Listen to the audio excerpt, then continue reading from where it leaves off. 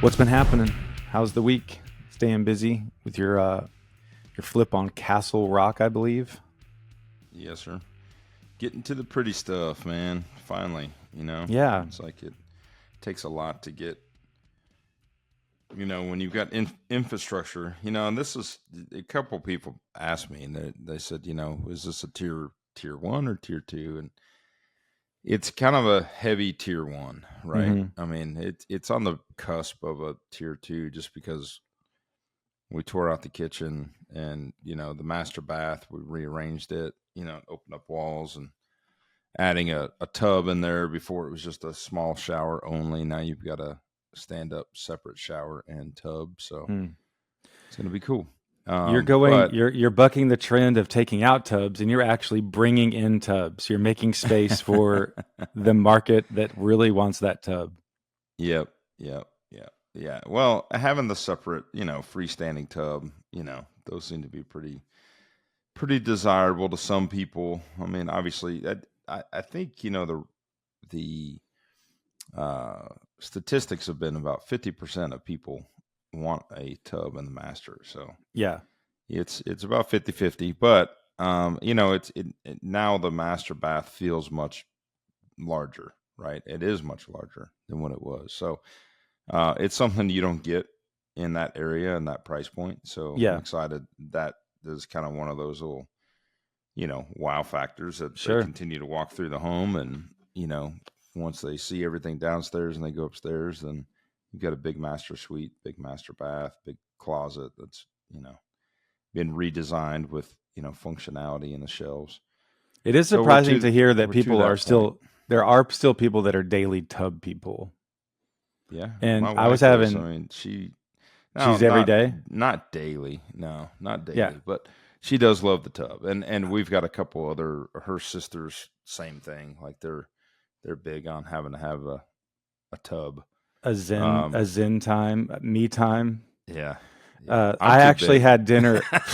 Tell me about it. I mean, Yeah, you I start mean, bringing, when you I've start gotten in, ditching and it's out not a very comfortable. It's like I've yeah, gotten in the past, whatever was going on, whether it was some kind of injury or something. It's like go soak yeah. in the tub, and it's like, Like it's like me getting into like it's like you trying to fit into an igloo cooler. It just doesn't work. Yeah, like you got to have towels around the edge because inevitably you just miscalculate how much water's in there. Like, yep, dang, I displaced some stuff. But yeah. yeah, I was at a dinner and somehow this came up, and I thought this girl misspoke. And turns out, evidently, every day she takes two baths. And I'm like, Oh wow. nobody's got time for that. I gave Hmm. her a hard time for it. But I actually started giving, actually, I made the general statement of there's nobody that has time for two baths in a day or what type of person. She was like, oh, well, actually, I do. Stuck Oh my foot wow. in my mouth a little bit, but I thought that was crazy. Well, we'll get to that. There's actually some news that came up on one of the forums I was checking out. I can't. Oh, it's AirDNA. I think it's AirDNA. Oh okay. Came out with or Airbnb came out with some statistics that actually talk about the metrics, the actual amenities that add to your bottom line. Which a lot of people had speculated, but they put numbers to it, so it'll be interesting. And one of them is the hot tub. So we will check that out. So you've got Castle Rock going. I think you were looking at probably trying to fund a different deal or lock up another deal, maybe up in Aubrey. How's that one going? Yeah, we closed that one last week. Cool. Um, so yeah, now we did a lease back on that one. That'll be another little lipstick. Um, to give our audience a perspective, we kind of grade the tier one, tier twos. If you go back and listen to our earlier episodes, we kind of break all that down for you. Um, and the logistics on that were starting at like $30 to $35 a foot, going up to about $50 a foot as like a tier one, and then tier two starts going $50 a foot on upward to 75 ish, Yeah. et cetera. And this is right around 50. So I'm Yeah. like right on the brink, as far as, what I'm spending dollar per foot. Cool. Um, but yeah, so Aubrey's going. We got another one in the escrow that's closing. Actually, two more in escrow that's closing Dude, I'm gonna have to change your intro because for 61 episodes now, I've introduced you as Tavis Westbrook, who's flipped over 200 homes, which is true. But I feel like I need to up your number, like over 220 homes or something like that. Like we need to go and update that so it can be a little bit more accurate. But on price per Yeah. square foot, what's interesting is our friend Rob, shout out Rob, he listens to all the episodes. I had lunch with him this last week, Oh, and awesome. he's a pastor over there in Louisville doing the Lord's good work. And we had lunch, and he was telling me he was putting the next day he was trying to put a bid in New Western Cinema deal. He's really wanting to get into another deal. They did one up in Denton, and it went okay. They had a little that was one where the offer fell through and it didn't appraise, and then it finally worked out. But he's wanting to get into another one, and we were running numbers, and I think the number he finally sent to New Western, which I don't know that they took, but it was basically built, or he had a $50 a square foot rehab budget built into it. I think when Okay. profits were around 30, I was trying to encourage him to build in a little bit more profit, on the front end. But the thing So about that house, his budget was $50 a foot. So I mean, he was getting in, and it was probably a tier two. If that's kind of the low yeah. side, right? Well, I was worried about this one because it needed a lot, and it was going to need all new ductwork and air conditioning. And to me, the kicker of this one, well, first of all, there was all sorts of bees and stuff, I guess, up in the Oh somewhere. And man. I'm like, man, there's moisture. There's just odd moisture in this house. It was just a weird house, and they had really neglected it. And we didn't know about the plumbing, so that was a question mark as far as being cast iron. It was a 1978 house, and then it was a tri-level house, and there was, I guess, a real weird entrance even then into the tri-level. I'm like, man, Oh there's no. just a lot of little sort of check marks against it. Like even if the numbers were okay, I can see this working. There was just several things. It's like, look, this could go wrong. This could go wrong. This could be hard to sell. And so I think Well, he threw out a number that would make it doable for him, but I don't know that New Western took it. oh man. And that's something we talk about comping all the time, right? People are probably tired of listening to us talk about it. Well, it's one of the main things on investing. If you can't And value it houses, you might as well just go do something else. But 100%. And what you have to be aware of sometimes in these wholesalers, especially these big box wholesalers, is they will completely take advantage of a situation like that. And there's probably a really good reason that they got that property as cheap as they did, and it probably has to do with the floor plan, probably has to do with all those things that Ashton just mentioned. So when that happens, um, all they do is put it out to an audience that's eager to get into a deal and eager to put their money to work and do a flip, and they start using the dollar per foot calculator. So when they compare it to other properties in the neighborhood that are single story, easy, no question marks, no weird things that make you scratch your head, um, the dollar per foot's so great. And a lot of times, sometimes the other issue is if you have a low square footage house, like 1,500 square feet, for instance, and say it's selling for $225 a foot, and then you bring in, this funky floor plan, let's say it's 3,000 square feet, it's not uncommon for a big box, company to put that dollar per foot math to that deal.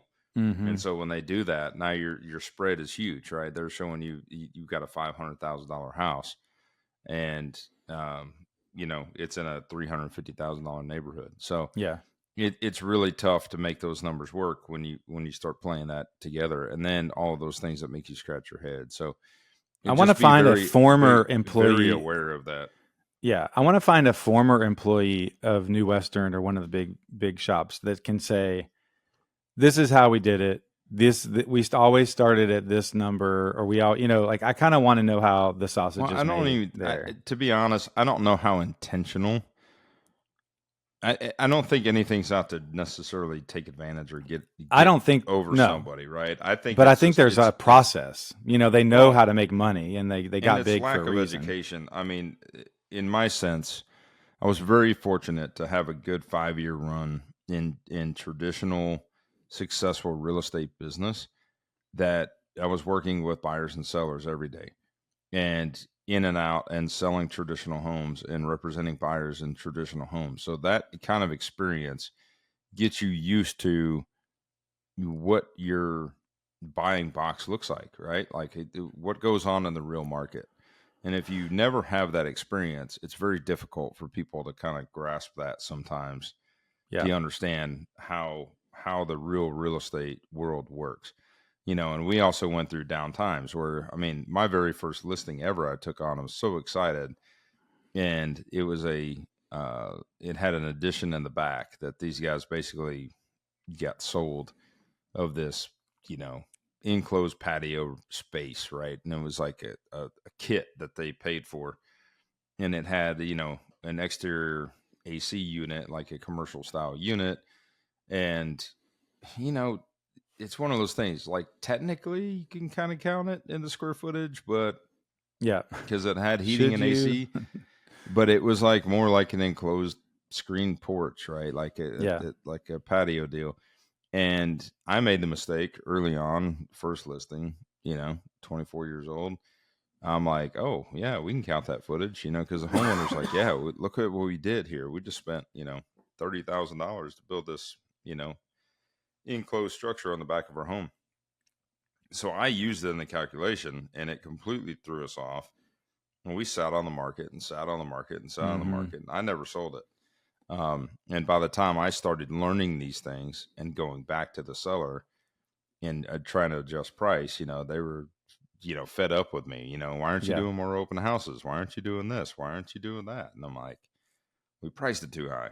And eventually they ended up firing me, or we ended up having a mutual agreement to go different ways, and they went with somebody else. And eventually they sold it exactly where I told them it would sell for, after I learned the mistakes I learned. Right. So, Yeah. You got to learn, but yeah, and I think that's just, it's important for people to understand. And if you are an investor and you're trying to learn this stuff, get a hold of an agent or a real estate person that you know and trust, and try to learn from them. Try to pay attention and see what you can do to kind of understand more of, how the psychology of real estate works, hmm with buyers and yeah, sellers, and for sure. trends and different things, and all that. So Yeah. Well, Rob has a good realtor. They're kind of partners. They had done comps, and good for them. New Western had said that house was going to, the ARV was 500. They had actually calculated at 470. So I think they were doing a lot of things right. yeah. They were sort of going in with eyes wide open, knowing what New Western was, and So that they could where are get a they decent on it? deal. I Where are need to they on find it right out. now? I need to find Okay. out if the New Western, they're going to have to go do a retrade on the owner. Supposedly, I think they came down and they basically ate it. They came down a certain amount, and New Western was just going to eat their margin. But then what Rob and them said they needed it at, I think they're going to have to go ask the owners to drop too. So it was just going Got to. it. I didn't hear the conclusion of that, but all right. Well, I have that listing out in Princeton where I was looking at comps today, and it does look like the thing we've talked about, that Lennar is selling new builds in that neighborhood. Not the exact floor model. The name is not the same, I don't believe, but square footage is almost identical. And sure enough, Lennar is offering, I think, what are they offering? FHA at 449 and 6,000 towards closing, and all these, refrigerator and this.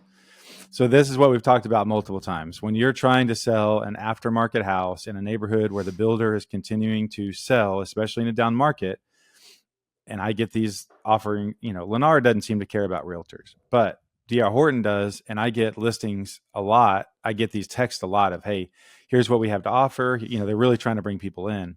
And no matter how you slice it, they're throwing a lot of incentives to people to come out and buy those houses. And Right. there's a lot that's sold in that neighborhood, so I know it's not impossible. And I did look at the average day on market. I think in that real tight pocket of that square footage and very similar houses, actives and sold, I had about 10, 12 comps. We were about 40 days, and we're at 19 today, so we're still under the Okay. average. Everything looks like it should sell for very close to what we're asking. We're not. What's your feedback been? It's just small. Nothing has Okay. been about nothing has been about price. Nothing. They actually did a good job refinishing one of the bathrooms. They actually kind of upgraded one of the master. They went in there and redid the glass and the tile, and it just looks nice. It looks different when you're walking through. It looks different. They put up some fans, and in that price level, it's $269. Little changes like that really do. When you're looking at 5 that are identical, little changes actually really stand out, I believe. And they did a good job with that. I think they've done everything right. The thing we may do at some point is, stage it, which we probably should have done. Hindsight, we should have tried to do from the beginning. That might have been helpful. But yeah, we've had a few people just mention it. The layout is just super straightforward. There's no hallways. It's 3-bed, 2-bath. Right. I mean, it's just like you walk in, there's the living room, breakfast area, kitchen. You can see it all right there. Then there's 3 bedrooms right out of that area. So there's not a lot to it. And it's just going to take the right family setup. The people who are really interested in it when I've had my open houses are people who actually are renting in that neighborhood and they want to buy. And they have friends that live out there and they like the neighborhood because that neighborhood actually has some really legit parks and pools. And for $42 or $48 a month in HOA, it's really good. So I believe someone's going to figure it out and they'll go for it. And I'll talk to the seller and just see if there's any sort of incentives we want to put in the description and say, hey, we can help here and here. But they're still early on the process. It's not their primary residence. They don't necessarily have to sell it today. So we will figure it out. And then speaking of selling, I am considering selling Sweetwater, and I do have an agent I found to meet over there. And Right. this agent had I think it's a Dustin reference. And I talked to her yesterday and she seemed like a real go-getter, really excited. And she said they managed 1,400 doors in Oh, the wow. Abilene area. I was like, wow. So what's cool is she does residential retail type listings, but they also have a lot of investors because they have so many, they Absolutely. manage so many Yeah. doors. So 1,400 doors. You got a few investors. yeah. So I'm really excited actually to meet her and check the house out and kind of get an idea about maybe what it would be worth on the market and, that sort of thing. So I will know more about that on Monday. Awesome. Well, good luck, man. Well, I appreciate it. And so why don't we get into a little bit of a market update? The Dallas market has changed a little bit. The numbers do look slightly different. And really what it comes down to is there's about 4.4 months of inventory. And that's a byproduct of there's greater than 30% increase in supply. There is a decrease in closed sales in the month of June. So less sales being done, more houses going onto the market because it's summer means more of an inventory, which also goes towards one of the headlines I saw. This was a national headline, which I feel like this has sort of been the case around here. I'll actually look at this real quick. But they said for the first time since pre-pandemic, the average sale price is a little lower than the asking price, which I'm like, are there really that many places that are going for asking or more than asking? But they say that dipped below some line. And again, who knows where they're getting that number? Because around here, our numbers have been pretty steady at 97% of asking for a while. And that to me, that seems healthy.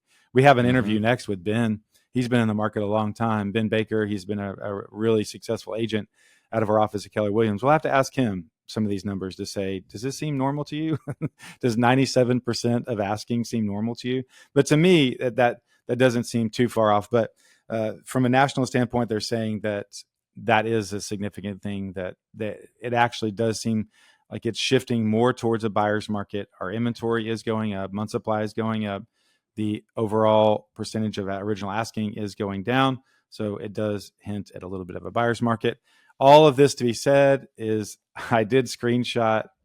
I guess it's been up for a little while, but I don't know if you've checked it out. I don't know if you paid attention to the little warning that we got on our MLS, but on June 24th, something changed on the MLS. Did you see that?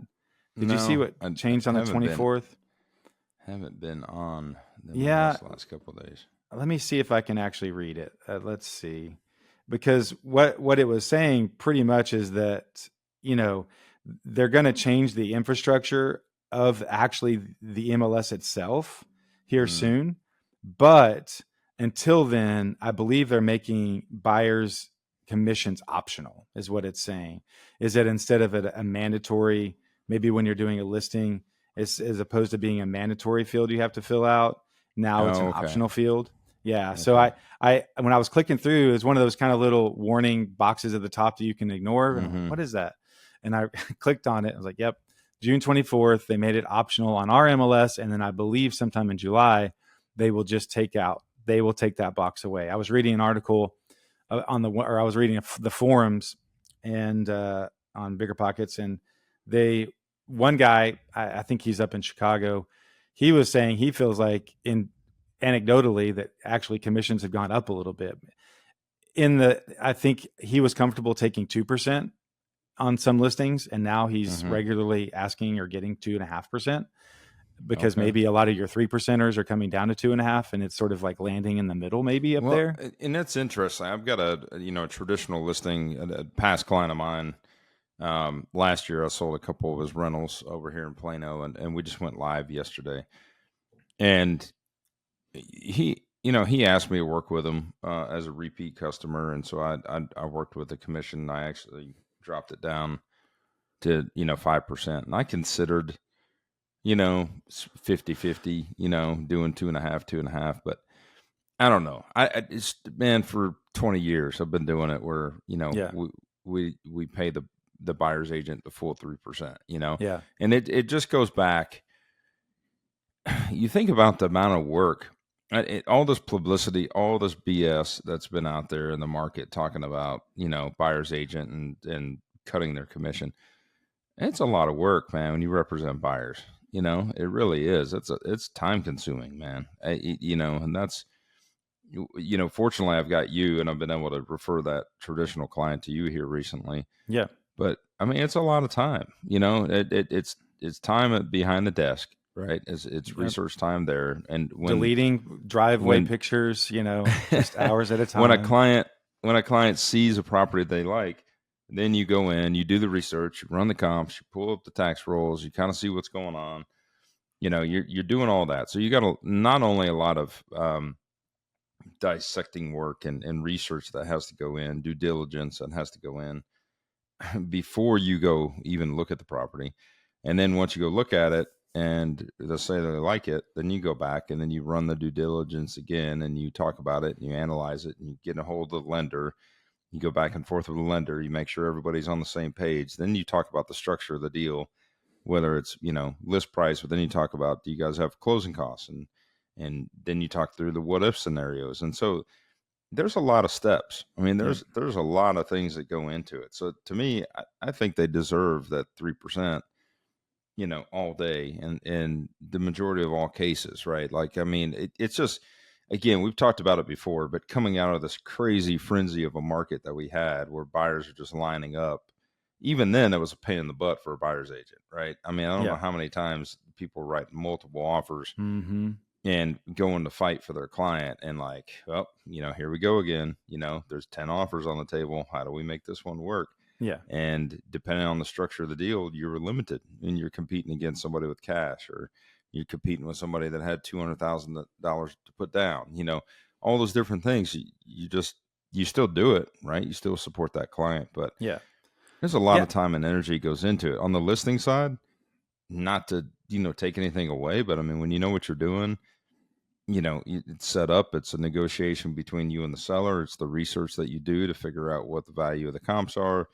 You might show up at the property a couple times and then, strategically set it up with your team, organize the stager, organize the photographer and everything else. But once that happens and we're ready to roll, and the marketing's done, now we're getting showings, right? Yeah. So now it's like, okay, now I'm waiting on the phone to ring, right? Essentially.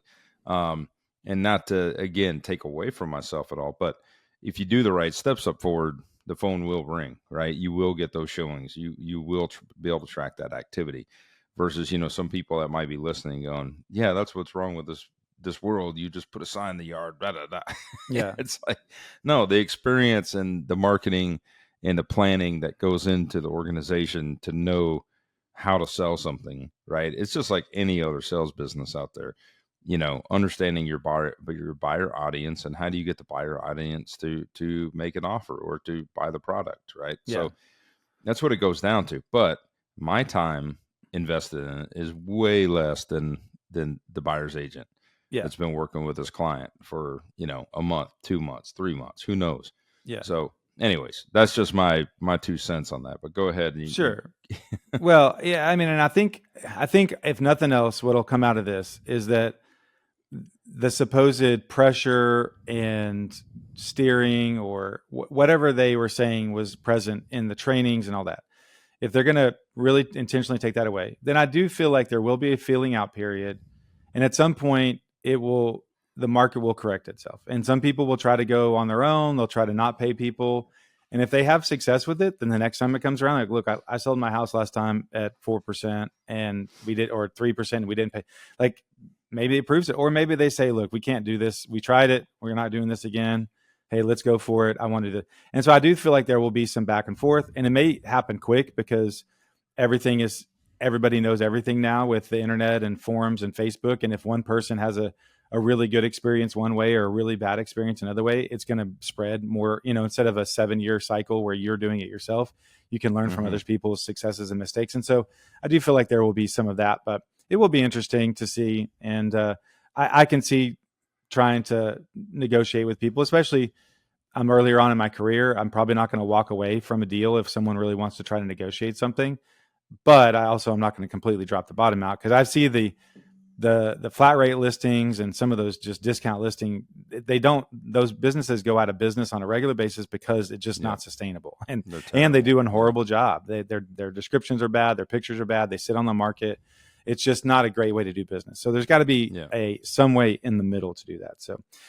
So we do have Ben Baker coming up. We actually are interviewing him here in about half of an hour, not half an hour, 20 minutes or so. So we do have a little bit of a hard time stop. So let's get into a little bit of news. In the news, it actually made the ticket. I refer to the ticket, and I don't know that people even know what that is, but in Dallas, 96, 96.7, 1310, the ticket's my favorite sports talk shows, for years and years. Actually, the boxing theme for the podcast, the poster behind us, some of my affinity for boxing came out one time when I did their annual whoever wants to come up and box event. I signed up and I went and boxed, and it was a lot of fun. I did my one amateur. I trained. I tried to do my best.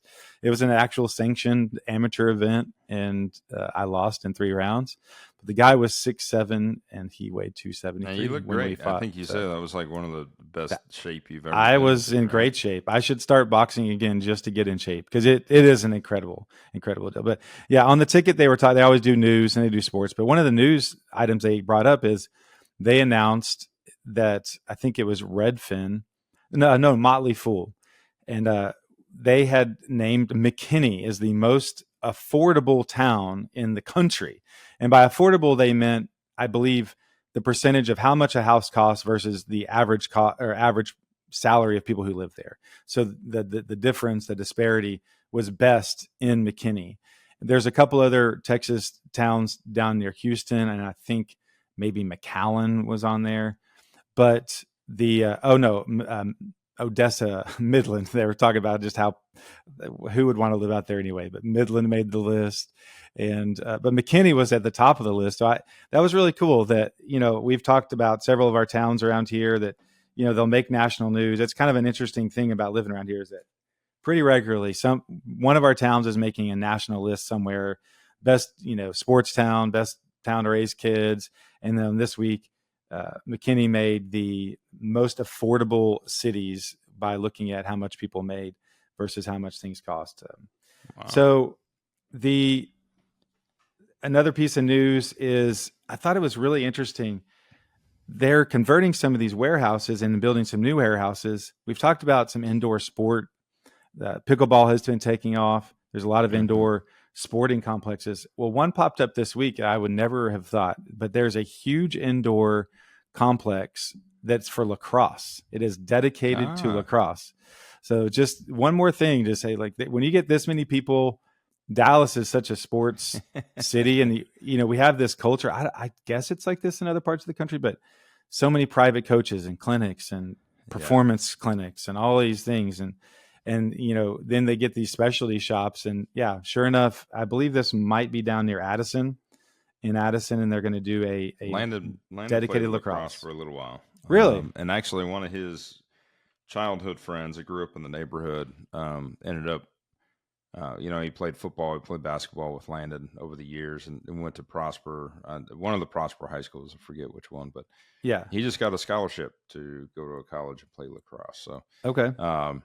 but yeah, no, it's a cool sport, man. I didn't know anything about it, and Landon got led into it, years ago. I think he was probably in junior high. I wish he would have stayed with it, because I felt like, it was not, it's not one of those super popular sports like, football, baseball, basketball. Yeah.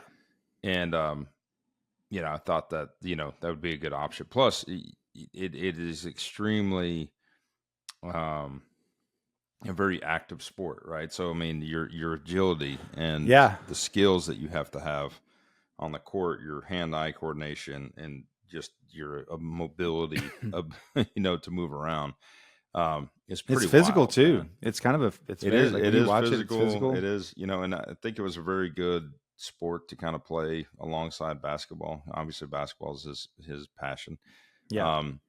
He was actually. We were hoping he would kind of stick with it and play goalie, actually, because he was actually really good at playing goalie, which is amazing because it's like, hockey mixed with, the rules of, it's very similar to hockey, but it's also mixed with the rules of, like, soccer, right, and stuff like that. And I guess there is some crossover between, hockey and soccer as far as like offsides and icing and stuff like that go. But it was super legit. I mean, and even trying to play, I forget what they call it, but there's a name when you kind of throw the ball back and forth with each other. And I had a net, and Landon had a net. We'd try to play, and it was difficult. Like, you had to really It's a understand skill set. how you snap your wrist and how you catch it in the the small basket. And Yeah. it was a cool sport. But Yeah. Nothing I ever did. And it's one of kind of those Northeast kind of specialty sports, but that's really come, full circle here in Dallas. Yeah. I think we have a professional team, and more people are doing it. So let's touch on a little bit more local news. I saw this last week. Are you familiar with the name Ellen Terry? Do you know who Ellen Terry was? I do know the name. Yes. Ellen Terry was 85. She passed away last week, I believe. I think it says she was 4'11", and Oh, wow. she is a pioneer in the Dallas real estate world. I guess she and Ebby Halliday were really close. She worked with Ebby Halliday, which is one of the largest brokerages, or the largest private brokerages. They got bought out by Berkshire a few years ago here in Dallas, but Ebby Halliday died, I think, last year, the year before. But Ellen Terry, 85, and she has a really cool story. There's a great article I'll try to link in our show notes, and I'll mention this later, but we also have a new Instagram page for the Real Estate Heavyweights podcast, and I will shout out. Yeah, I'll try to link any news story I talk about here. I'm going to try to at least put that link to the Dallas Morning News Also, or Business Journal. Just to let you guys know, we do have our YouTube page up and running, where all of our episodes are available, and you can see our beautiful faces as we talk through this. See so our not face. only can you listen, you can see us. Yeah. So check out the YouTube page. Slight warning: I do a lot of editing to the audio for the podcast. I don't do any editing for the video on the YouTube. It's raw and uncut. So if there's any awkward pauses, a lot of ums, like there's a lot of, it's different. So the audio is different. So maybe at some point I can figure out how to sync those up. Okay. The thing about the YouTube page, I didn't want a bunch of choppiness. I didn't want it to look all cut. Sure. I just want it to be normal. So either we're going to get a lot better at speaking, and I won't have to do a lot of editing on the audio, or I'll figure out how to edit the video and make it smooth. So I don't know. But anyway, Ellen Terry, the crazy statistic I saw for her, she started when she was relatively young. Her family was broke, and she was pretty much, it was kind of relegated to do something. And she figured out how to do real estate. Her back was against the wall. She figured out how to sell houses. And I want to say one of her very first listings from a friend was a fairly high-end home, down in Dallas. And she just got into luxury real estate from really early on. And in her career, she sold $3 billion worth of real estate. And when I did the average of that for even just a very, very long career, it was just an insane amount of every year. Just, I think it came out to be something like 30 million in sales a year or something like that. Wow. Just insane, very consistent career. And, you know, you think about the values increasing, right? Like now we hear people doing 30 million, 50 million, 60 million, 100 million, you know, and it's still extremely impressive. Oh man. But it's not out, you know, it's not out of candor to do it. But back you then, go back, you go back, I mean, 20, 30 years ago, those numbers, those were insane, right? So it's like, insane. it's dominoed over the years, which is really, nice. really cool. But yeah, she was pioneer, died 85, evidently was just a real firecracker. And between she and Debbie Halliday, it seems like they sold half the homes in Dallas for decades on end. Another little quick note up in Pilot Point. Last week we were talking about a big development over near Sherman. And this one is over in Pilot Point, which is a little further west, but north of all the development and your Little Elms and Frisco's and Prosper, kind of up in that northwest corner of development on your way up to Oklahoma. But Pilot Point, I actually bid on an investment property over there. Well, actually, I had put earnest money on a property. This is a New Western property way back. It got caught up in title, never came through title. We ended up having to just not move forward with that deal. But I was excited about Pilot Point. This is probably 3 years ago. Now there's a development that I think Lennar is putting in 3,000 home neighborhood up there. So the one over in Sherman was 4,000 units. This one's going to be 3,000 units. And so these are just the big boys. You know, you factor in all kind of your mid-sized builders and your big custom builders.